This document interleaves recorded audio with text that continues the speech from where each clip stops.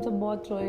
एक तो society pressure होता है, फिर हमारे घर की पहली बेटी, मेरे भाई की पहली बेटी, बस लेकिन अल्लाह की तरफ से जो था हम फ़ौरन इसको डॉक्टर के पास लेके गए। अस्सलाम वालेकुम, myself Memoona Nareen, I am Amal's फुप्पो। अस्सलाम वालेकुम, मेरा नाम मोहसिन है, मैं अमल का मामू।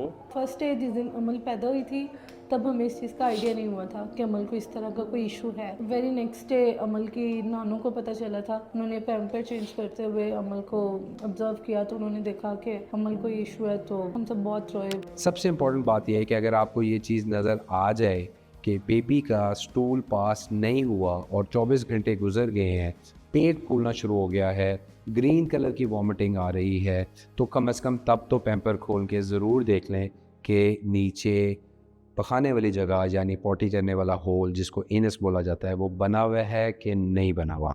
अच्छा, अब आपने देखा और गॉड फॉरबिड ये एनॉमली आपने पिक कर ली, तो इसके लिए सबसे ज़्यादा ज़रूरी है कि इसको टाइमली ट्रीट कर लिया जाए। It can be in a boy और इन अ गर्ल। बॉयज़ की ट्रीटमेंट गर्ल्स से थोड़ी सी डिफरेंट है, इसकी बहुत सारी टाइप्स होती हैं। इसके लिए सबसे ज़्यादा ज़रूरी है कि फ़ौरी तौर पे एक पीडियाट्रिक सर्जन को दिखाया जाए।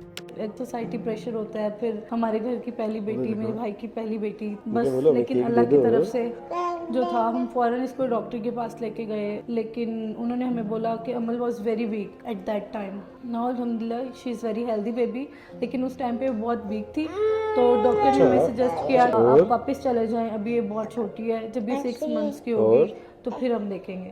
हम उनके पास फिर आए, उन्होंने हमें फिर ये कहा कि अभी नहीं करनी इसकी सर्जरी, और लेकिन फिर मेरी बाजू को एक डॉक्टर मिले और उन्होंने हमें डॉक्टर वकासुर रहमान रिकमेंड किए। फिर हम इनके पास आए और इन्होंने बताया कि आप ऑलरेडी लेट हो चुके हैं, इस टाइम तक बेबी बिल्कुल रिकवर कर लेना था उसने, आप पहले लेट हो चुके हैं, आपको उसकी फर्स्ट सर्जरी अभी करवा लेनी चाहिए। लेकिन अमल की सर्जरी बहुत डिफिकल्ट थी उस टाइम पे, लेकिन ट्रीटेबल थी अल्हम्दुलिल्लाह। बहुत मुश्किल प्रोसीजर से आपको गुजरना पड़ता है, बहुत मुश्किल टाइम होता है। अल्लाह पे ट्रस्ट करना चाहिए, डॉक्टर्स पे करना चाहिए। Doctor is very best, her time बहुत अच्छा रिस्पॉन्स करते हैं। आपको एक मैसेज डिलीवर करने की देर होती है, डॉक्टर का फ़ौरन से रिप्लाई आता है।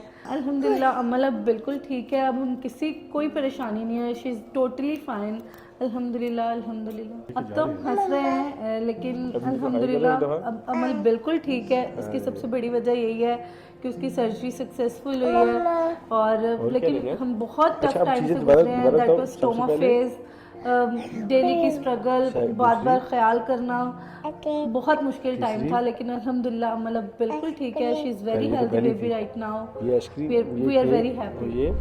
बाय बाय बोलो। Bye bye.